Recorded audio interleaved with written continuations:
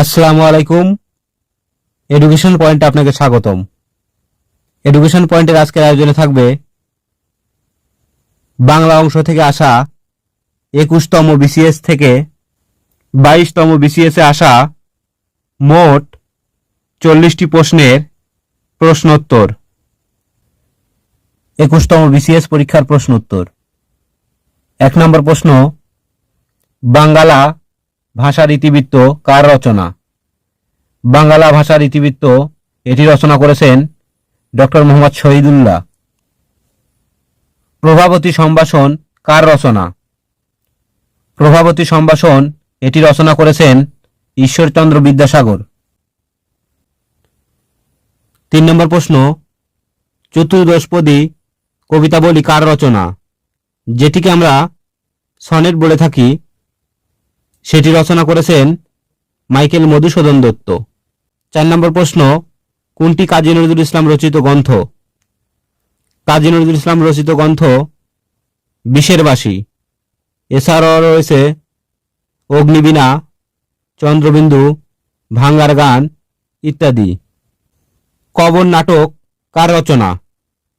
কবর নাটকটি রচনা করেছেন মুন্নির চৌধুরী। কিন্তু কবর কবিতা রচনা করেছেন পল্লী কবি জসিম উদ্দিন। চাঁদের হাট এর অর্থ কি? চাঁদের হাট এর অর্থ হল প্রিয়জন সমাগম। অ্যান্সার গ। নত্যবিধি সাধারণত কোন শব্দে প্রযোজ্য? নত্যবিধি সাধারণত তৎসম শব্দে প্রযোজ্য। কোন বানানটি শুদ্ধ? এখানে সুস্মিতা এই বানানে তালিবস্য হয়, সুস্মিতা। অ্যান্সার ঘ। 9 নম্বর প্রশ্ন, কর্মে যাহার ক্লান্তি নাই, এর এক কথায় প্রকাশ হল অক্লান্ত কর্মী। অ্যান্সার গ। ক্রিয়াপদ কখনো কখনো বাক্যে উজ্জ্ব থাকতে পারে। 11 নম্বর প্রশ্ন, কোনটি অনুজ্ঞা বোঝায়? এখানে তুমি যাও অপশন খতে অনুজ্ঞা বোঝায়।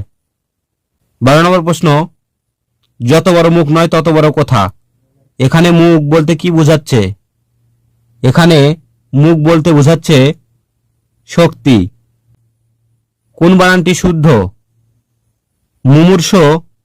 মুমূর্ষ বানান মনে রাখার কৌশল হলো উভয় পাশে হ্রস্বকার থাকবে এবং মাঝখানে দীর্ঘকার থাকবে। 14 নম্বর প্রশ্ন, বিরাগী শব্দের অর্থ কি? বিরাগী শব্দের অর্থ উদাসীন। বুজবুলি বলতে কি বোঝায়? বুজবুলি বলতে বোঝায় একরকম কৃত্রিম ভাষা। অ্যান্সার ঘ। যে ভাষায় সাধারণ মানুষজন কথা বলতো না, কিন্তু কবিরা এ ভাষায় কবিতা লিখতেন। সবার উপর মানুষ সত্য তাহার উপর নাই, এটি কে বলেছেন?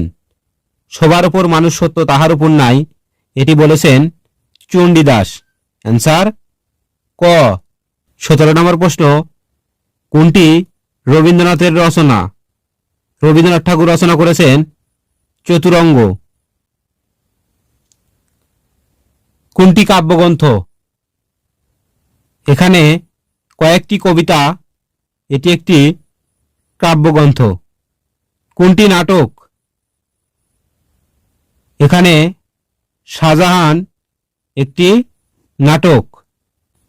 20 নম্বর প্রশ্ন, আবল তাবল কার লেখা? আবল তাবল লিখেছেন সুকুমার রায়। অ্যান্সার ঘ। 22তম বিসিএস পরীক্ষার প্রশ্ন উত্তর।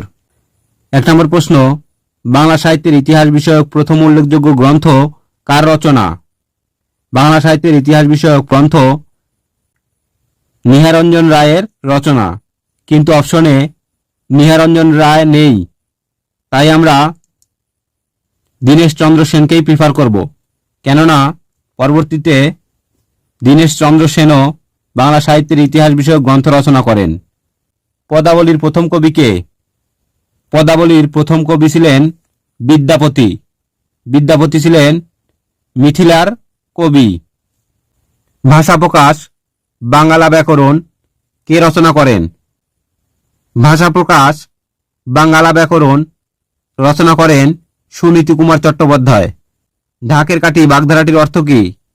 ঢাকের কাঠি বাগধারাটির অর্থ তোষামোদে। 5 নম্বর প্রশ্ন, সঞ্চয়িতা কোন কবির কাব্য সংকলন? রবীন্দ্রনাথ ঠাকুরের একটি কাব্য সংকলন। অ্যান্সার ক। এখানে সঞ্চয়িতা এবং সঞ্চিতা নামে দুটি কাব্যগ্রন্থ পাওয়া যায়। প্রথমটি সঞ্চয়িতা, যেটি লিখেছেন রবীন্দ্রনাথ ঠাকুর, এবং সঞ্চিতা, এটি লিখেছেন কাজী নজরুল ইসলাম। দেখেন, কবিদের মধ্যে রবীন্দ্রনাথ ঠাকুর বড় এবং কাজী নজরুল ইসলাম ছোট। এদের বানানে সঞ্চয়িতা এখানে অক্ষর বেশি রয়েছে এবং সঞ্চিতা বানানে অক্ষর কম রয়েছে। তাই আমরা যে বানানটি বড় সেটি লিখেছেন যিনি বড়, এবং যে বানানটি ছোট সেটি লিখেছেন যিনি ছোট তিনি। রবীন্দ্রনাথের কোন গ্রন্থটি নাটক? রবীন্দ্রনাথের রক্তকরবী একটি নাটক। কাজী নজরুল ইসলামের প্রথম প্রকাশিত লেখা কোনটি? কাজী নজরুল ইসলামের প্রথম প্রকাশিত লেখা বাউন্ডুলের আত্মকাহিনী। অ্যান্সার খ। দেখেন, সবগুলো প্রশ্নের ব্যাখ্যা করতে গেলে ভিডিওটা অনেক লম্বা হয়ে যায়, তাই আমরা একটু দ্রুত অল্প ব্যাখ্যার মাধ্যমে অ্যান্সার করে যাচ্ছি। 8 নম্বর প্রশ্ন, কোন কবিতা রচনার কারণে কাজী নজরুল ইসলামের কারাদণ্ড হয়েছিল? আনন্দময়ীর আগমনে কবিতাটি রচনার জন্য কাজী নজরুল ইসলামের কারাদণ্ড হয়েছিল। আনন্দময়ীর আগমনে কবিতাটি অগ্নিবীণা কাব্যের দ্বিতীয় কবিতা। অগ্নিবীণা কাব্যের প্রথম কবিতা ছিল প্রলয় উল্লাস। 9 নম্বর প্রশ্ন, সওগাত পত্রিকার সম্পাদক কে ছিলেন? সওগাত পত্রিকার সম্পাদক ছিলেন মোহাম্মদ নাসির উদ্দিন। অ্যান্সার ক। 10 নম্বর প্রশ্ন, সাত সাগরের মাঝি কাব্যগ্রন্থটির কবি কে? সাত সাগরের মাঝি, এটি লিখেছেন ফররুখ আহমেদ। 11 নম্বর প্রশ্ন, পথের দাবি উপন্যাসের রচয়িতা কে? পথের দাবি উপন্যাসের রচয়িতা হলেন শরৎচন্দ্র চট্টোপাধ্যায়। 12 নম্বর প্রশ্ন, অপলাপ শব্দের অর্থ কি? অপলাপ শব্দের অর্থ অস্বীকার করা। 13 নম্বর প্রশ্ন, পথ বা পদাবলী বলতে কি বোঝায়? পথ বা পদাবলী বলতে বোঝায় পদ্য আকারে রচিত দেবস্তুতিমূলক রচনা, অর্থাৎ দেব দেবীদের প্রশংসিত করে পদ্য আকারে রচনা তৈরি করা। 14 নম্বর প্রশ্ন, বাংলা সাহিত্যের ইতিবৃত্ত আধুনিক কারা রচনা করেন? বাংলা সাহিত্যের ইতিবৃত্ত এটি রচনা করেন মোহাম্মদ আব্দুল হাই ও সৈয়দ আলী আহসান। বাংলা ভাষার ইতিবৃত্ত যেটি রচনা করেছেন ডক্টর মোহাম্মদ শহীদুল্লাহ। দেখেন, বাংলা সাহিত্যের ইতিবৃত্ত এবং বাংলা ভাষার ইতিবৃত্ত দুটি বানানেও পার্থক্য রয়েছে। যেটি বাংলা সাহিত্যের ইতিবৃত্ত সেটি লিখেছেন ডক্টর মোহাম্মদ শহীদুল্লাহ, কিন্তু বাংলা সাহিত্যের ইতিবৃত্ত এটি লিখেছেন মোহাম্মদ আব্দুল হাই এবং সৈয়দ আলী আহসান। কোনটি সঠিক? এখানে পথের দাবি যেটি একটি উপন্যাস, এটি লিখেছেন শরৎচন্দ্র চট্টোপাধ্যায়, এটি সঠিক। অ্যান্সার গ। কোনটি হযরত মুহাম্মদ সাল্লাল্লাহু আলাইহি ওয়াসাল্লামের জীবনী গ্রন্থ? হযরত মুহাম্মদ সাল্লাল্লাহু আলাইহি ওয়াসাল্লাম এর জীবনী গ্রন্থ মুরু ভাস্কর। অ্যান্সার খ। পদাবলী লিখেছেন রবীন্দ্রনাথ ঠাকুর। বাংলা একাডেমি সংক্ষিপ্ত বাংলা অভিধান এর সম্পাদক কে ছিলেন? বাংলা একাডেমি সংক্ষিপ্ত বাংলা অভিধান এর সম্পাদক ছিলেন আহমেদ শরীফ। ভিক্ষুকটা যে পিছনে লেগেই রয়েছে, কি বিপদ? এই শব্দে কি এর অর্থ? বিরক্তি। 20 নম্বর প্রশ্ন, দোভাষী পুঁথি বলতে কি বোঝায়?